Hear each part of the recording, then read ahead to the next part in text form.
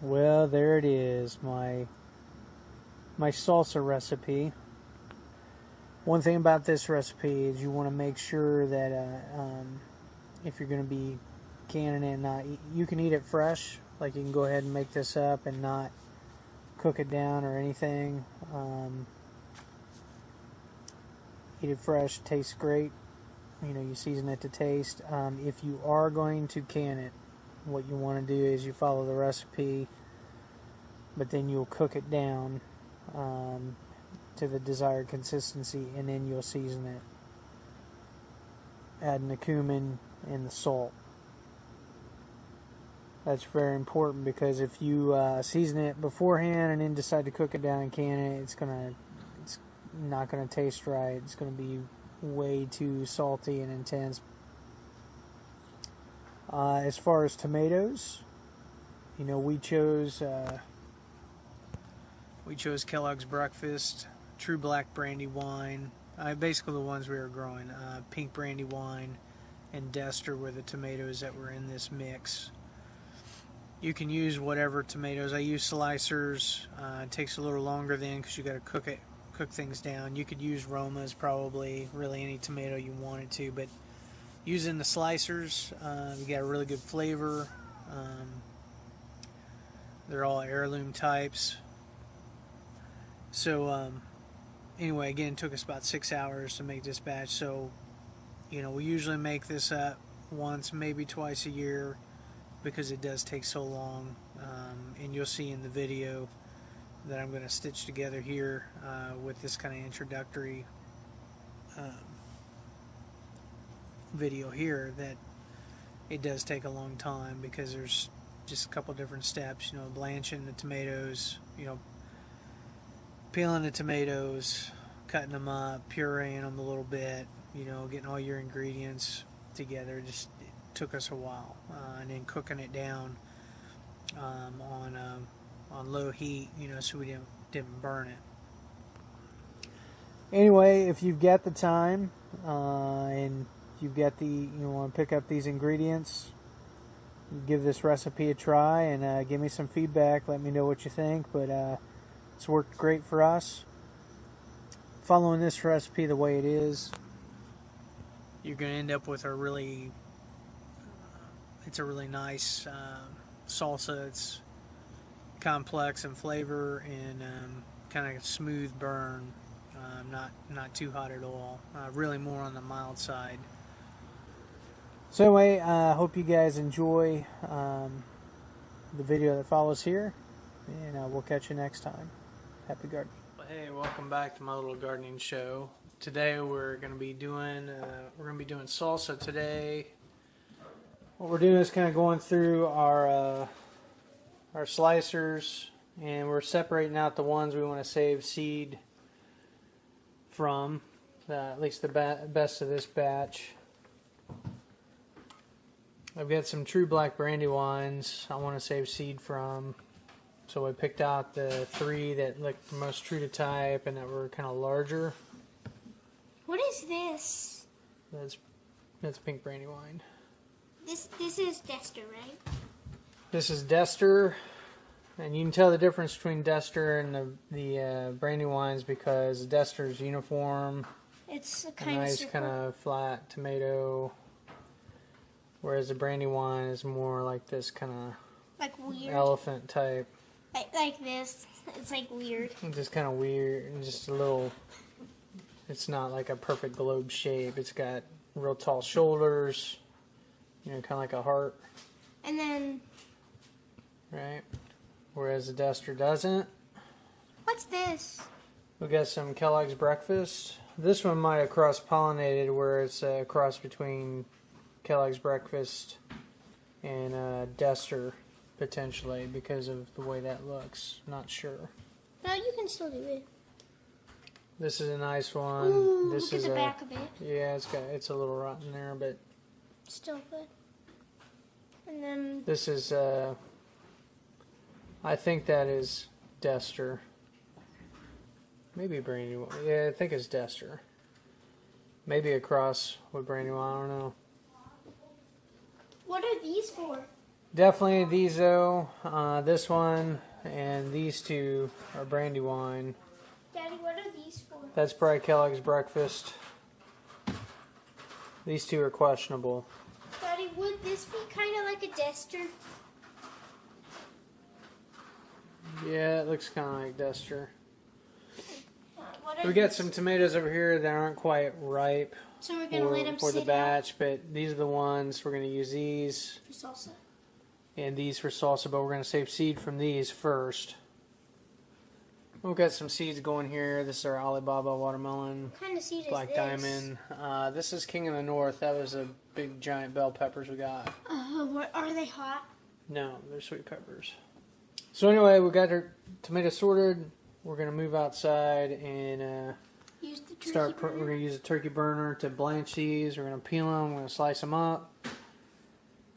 We're going to process them for salsa. So you ready? All right. All right, so we're outside, kind of doing a similar setup like we did with the corn. I've got my turkey burner set up.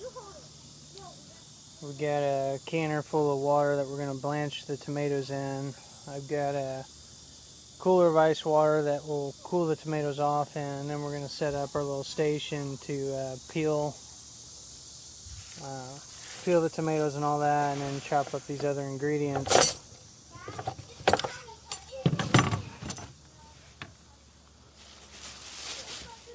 Should go pretty good. Again, the idea is to keep the mess out of the house. Caught another toad. Got another one. It's a baby. We're finding toads everywhere. I guess It's his little helmet. don't abuse it, alright? We'll use this to get the tomatoes out. It's a little strainer we use for egg rolls when we make egg rolls. Kids are having fun over here in the little pond area. Found 2 toads. 2? Well, we found the one. We put water in that. We got some goldfish in there. Anyway, there were some tadpoles in there earlier. Put a tiny bit of water in there to make it nice. Alright. So anyway, we're going to get this thing lit, get the water boiling, and then we'll start blanching tomatoes. Should go pretty quick. We're blanching the tomatoes so it's easier to get the skin off of them. You know, I could try to peel them by hand. Or if I was doing like a small batch, you know, a real sharp paring knife would do pretty good with it. But since we've got quite a few tomatoes there, it's better to blanch them and, you know, loosen the skin up. Plus, some of them aren't like super ripe, so the riper they are, the easier it is to get the skins off of. But some of them aren't, you know, super ripe, but they're ripe enough we can use. Blanching them is going to help get that skin off. So here we go. While this water is heating up, we're going to make use of the time. I'll go ahead and process these to get the seeds out. These are the black Brandywine tomatoes. So we dropped our first load of tomatoes in there to blanch. We leave that in there for just a couple minutes, not very long. In the meantime, we're harvesting seeds from the true black Brandywine tomatoes. Exposed seed cavities. We've got a whole little jelly jar full. And so we're using the wet method to do this, and what's involved with that is we'll put some saran wrap around here, a rubber band. Actually, I'll use just a canning ring to screw down the saran wrap.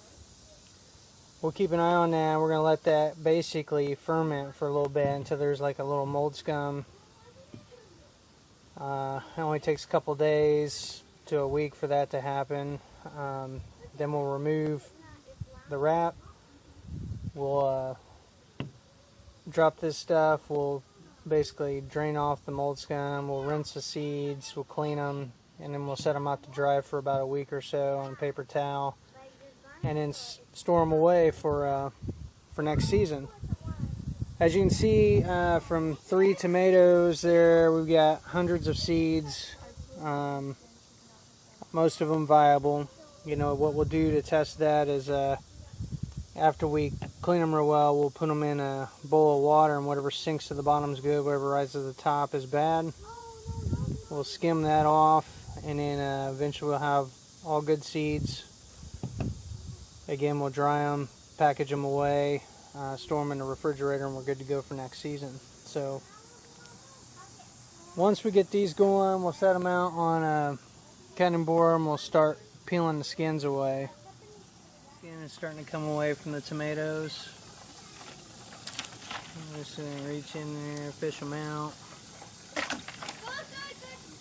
Throw them in the ice water, stop the cooking process.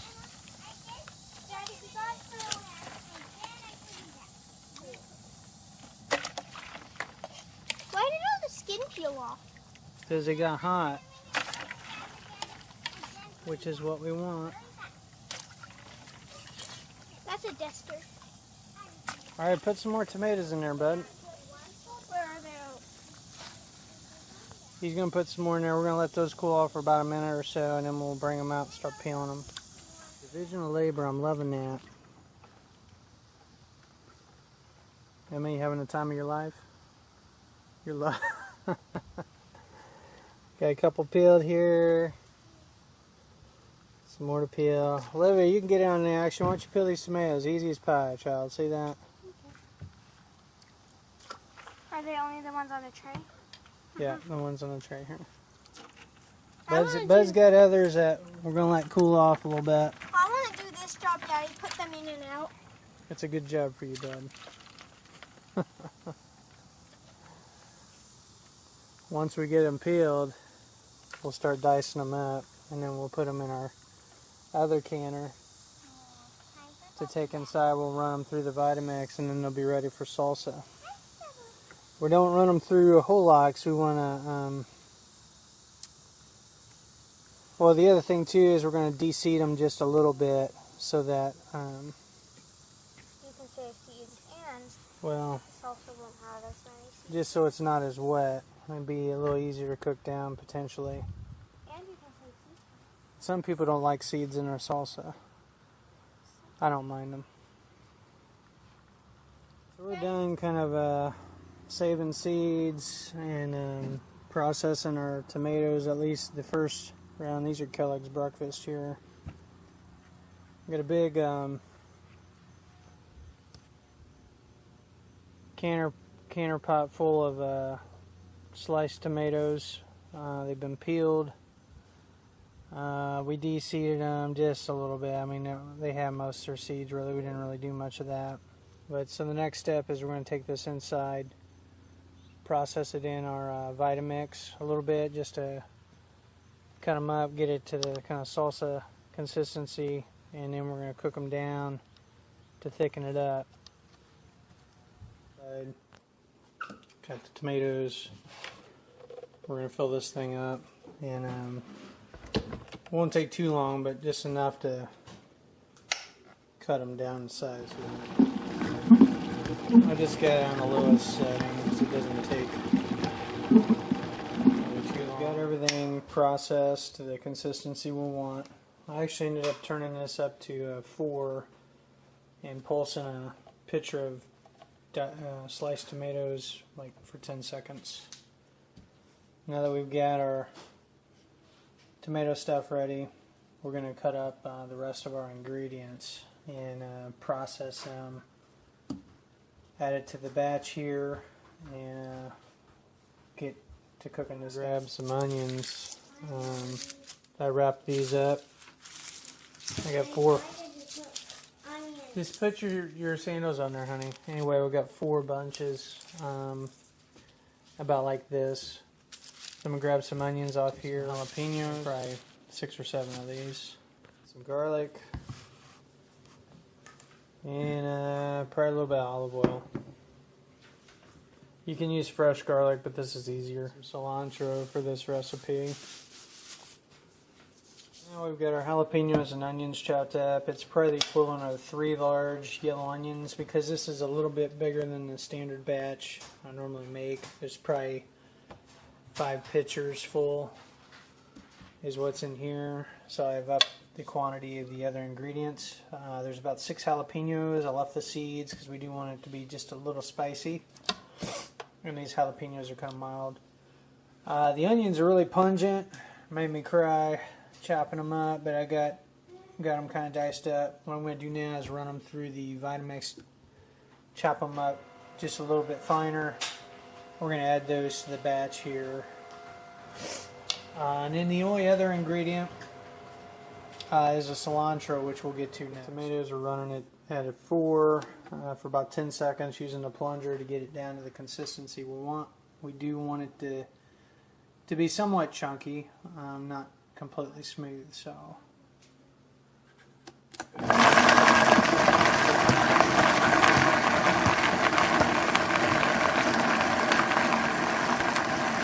Batch we're using, I've got 2 bunches of cilantro we got from the store.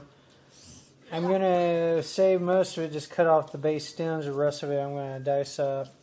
We'll throw this in the Vitamix as well and mix that up with a little bit of the tomatoes. We also want to add some lime juice. For this size batch, it's going to be probably this whole bottle, which is close to 2 cups, 15 ounces. Do we just pour it in after all of it's done? Yeah, we're going to pour it in here to aid in the processing. So why don't you... Can I pour all of it? Why don't you take the thing off? Watch out. Can I pour all of it? Yeah. Here. Pour it all in.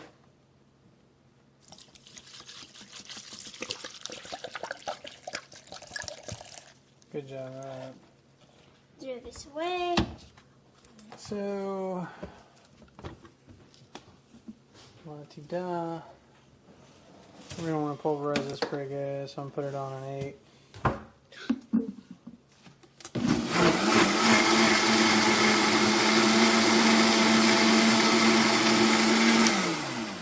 It's pretty good. Now can I pour like that? No, now can I pour it in? Yeah, take the lid off. Smell that lime juice, bud. Ew. It's lime and cilantro. Actually, that smells good. Okay. So everything's in except for our seasoning, which is like the garlic, the salt, our cumin, and chili pepper. How much do you have to put in? We're not going to put anything in just yet. Actually, we could go ahead and put some in. How many spoonfuls? I'm thinking it's about a cup of garlic. So wait a minute. No. Why don't you get a spoon? A big one. Oh, wait. You're going to let it drain just a little bit. Like, go ahead and divvy some out. At an angle. Very careful.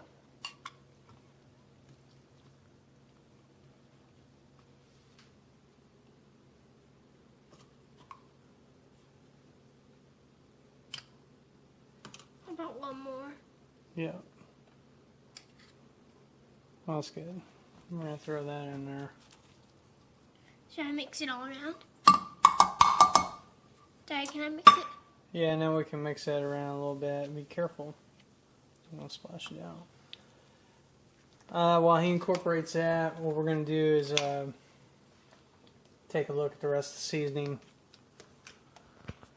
Now, we're not going to season it just yet. We're going to cook it down first, then season it. A mistake I made last year was I seasoned it all, cooked it down, and because the everything was cooked down and everything became more intense, and so I actually over seasoned it, over salted it, and to get it back I had to add a little bit of water, whatever we were using the salsa. So we're going to make sure we cook it down real good to the consistency we want, and then we are going to season it accordingly and then can it. So we may ladle out some though for fresh eating and just season like a small batch, just to see how this turns out. Small batch on the fly here. So it's pretty good stuff.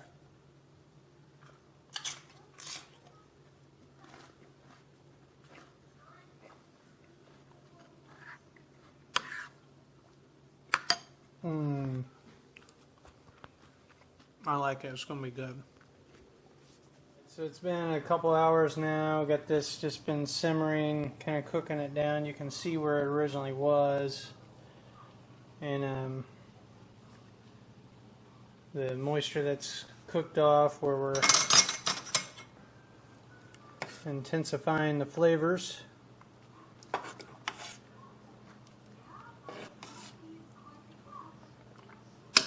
It's getting close. We'll check back here in about a half hour or so. Salsa is cooked down to about half the level that it was at. Maybe not quite there, but it's thick enough. So now what we're going to do is go ahead and season that to taste. There's no kind of rhyme or reason here. We're going to add about 2 tablespoons of olive oil.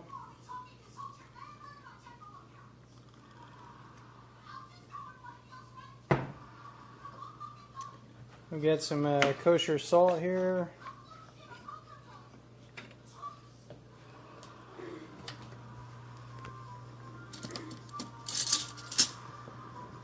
I'm going to add a couple of teaspoons is what this equates to, but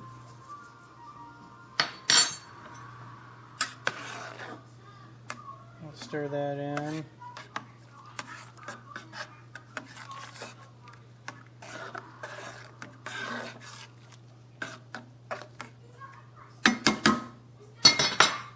We've got our cumin, which we're going to season again to taste.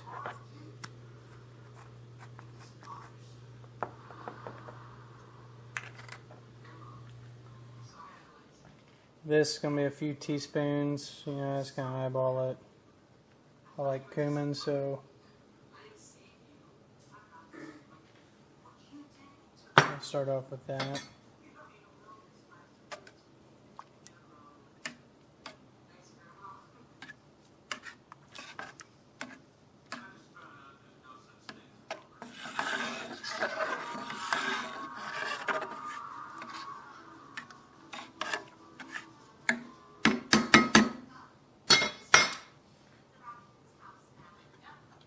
We'll sample that.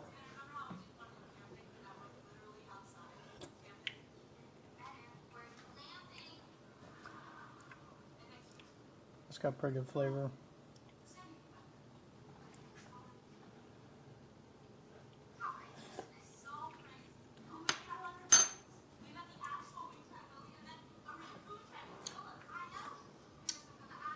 Maybe needs a little more salt.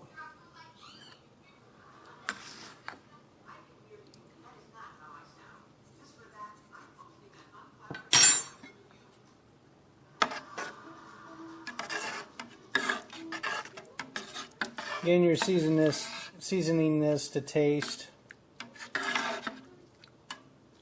You know, again, the jalapenos, I put about 6 in there. The salt, the cumin, the garlic, olive oil, all of it's kind of variable, just based on your preference.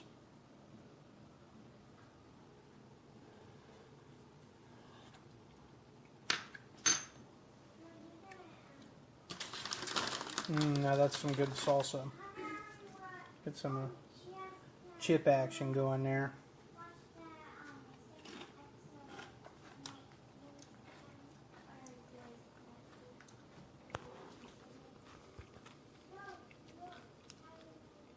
I'm liking that. It's got a nice smooth flavor. A little bit of a kick, not much at all. That's another thing you can switch up the peppers too. You don't have to go with jalapenos. You can go with red Thai chilies. If you like it really hot, you could go with, you know, something hotter than that. Trinidad scorpion, stuff like that. So the next step is to can this up. So we're going to get out our pint jars, and we will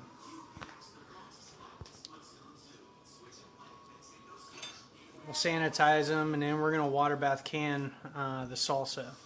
And I imagine we're going to get 10 to 12 jars, I hope. we'll get started. The jar's ready. I've got some pretty hot water. I'm throwing the lids and the rings in there to soften up those seals so that when I do get these set and ready to go, they're going to seat on there better. At least it seems to make a difference. You know, if I don't do that, occasionally I'll get a jar that doesn't seal, but it seems like that works pretty good. Another tip too is I rub my finger on the ring after we fill the jars just to make sure there isn't any kind of residue there, and put the lid and the ring on. And then we're gonna, like I said, water bath can. So we've got it all ladled out. I ended up with 11 pints with a little bit left over to munch on there. So we're going to put the lids on there and then water bath can them. Okay, we're going to water bath can the salsa for about 15 minutes. I ended up again getting 11 pints out of that. Pretty good. Alright, well there it is. The finished product. Just took these 9 jars out of the canner. Got 2 more to go. And then we'll be storing them away. So I guess that's it for now. Until next time, happy gardening. Bye.